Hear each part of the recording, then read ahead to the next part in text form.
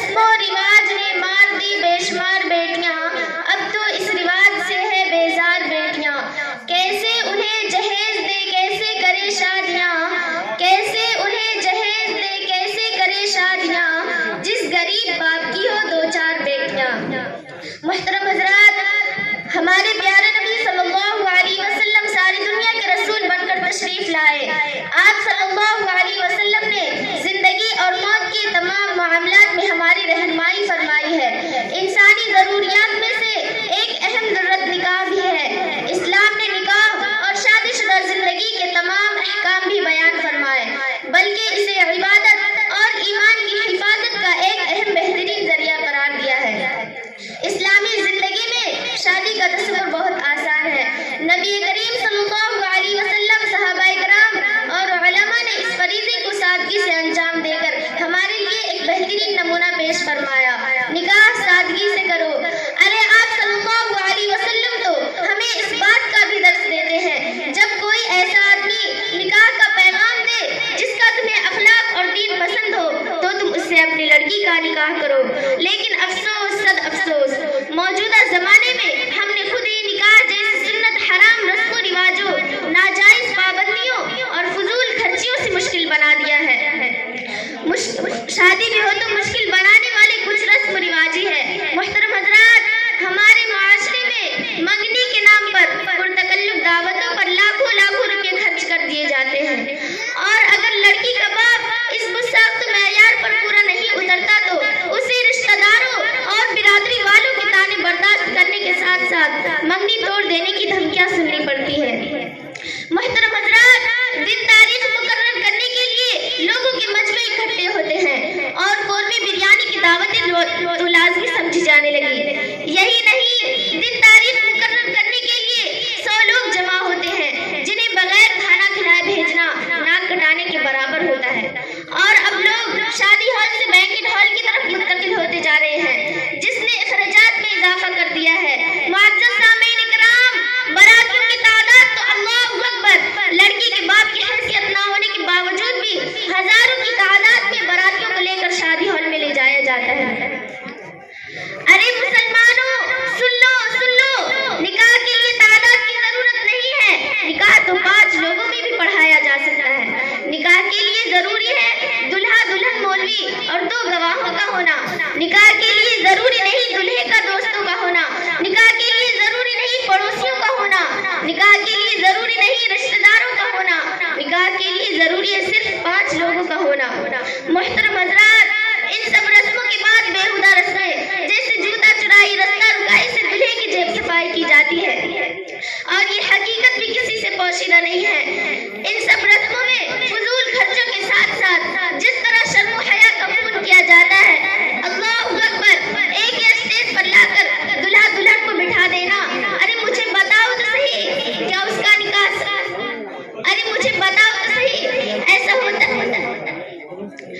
ارے مجھے بتاؤ تو صحیح، اس کا نکاح سب کے ساتھ ہوا ہے جو وہ سب کے لیے محرم ہو گئی؟ بے پردہ اسے سب کے سامنے لا کر کھڑا کر دیا گیا۔ اے مصطفیٰ کے غلاموں، یہ انتظامات کوئی اور نہیں، خود لڑکی کا باپ کرتا ہے۔ میں کہتی ہوں کہ لڑکی والوں کو لڑکے والے سے ڈیمانڈ کرنی چاہیے کہ ہم نے تمہاری ہر خواہش کو پورا کیا۔ آپ نے کہا فلاں فنکشن ہو، ہم نے قبول کیا۔ آپ نے کہا طرح طرح کے کھانے ہو، ہم نے قبول کیے۔ مگر تمہیں بھی ہماری ایک بات ماننی ہوگی۔ ہم ایک ہی اسٹیج پر لا کر تمہارے بیٹے اور اپنی بیٹی کو نہیں بٹھائیں گے۔ ہم عورتوں کا انتظام الگ رکھیں گے اور ہم مردوں کا انتظام الگ رکھیں گے، اور تمہارے بیٹے کو الگ بٹھائیں گے اور ہم اپنی لڑکی کو الگ پردے میں بٹھائیں گے۔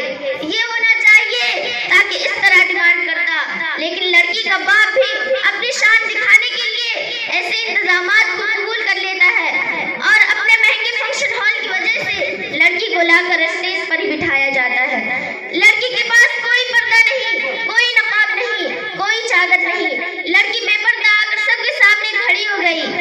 اگر گھونگھٹ بھی ہے تو تھوڑی دیر کے لیے، تھوڑی دیر میں وہ گھونگھٹ بھی ہٹ جائے گا، ہاتھ پیر بھی ہلے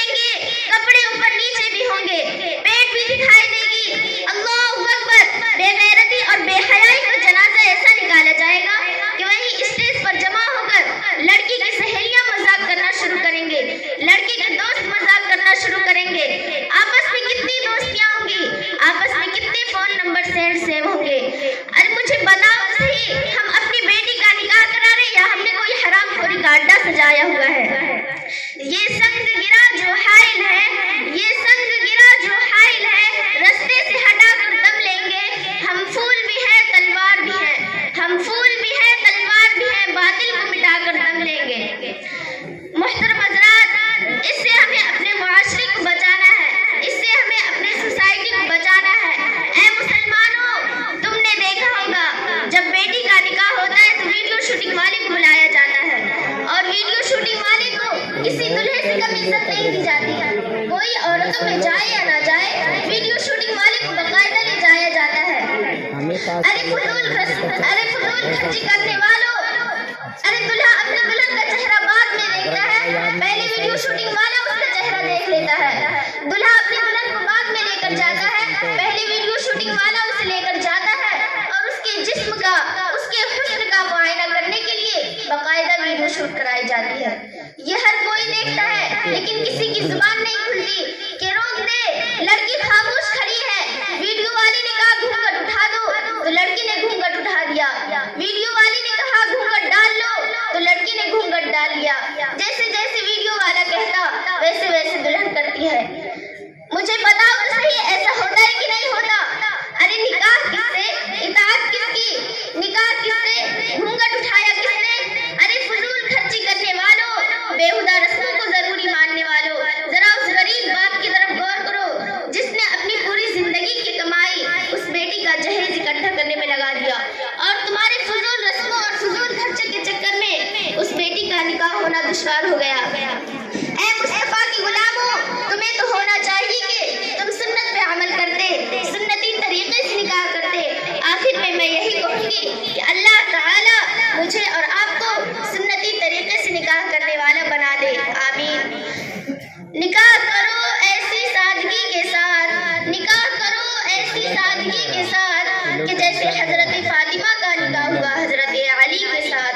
वाखिरु दावाना अल्हम्दुलिल्लाहि रब्बिल आलमीन। अस्सलाम वालेकुम। माशाअल्लाह, बहुत खूब।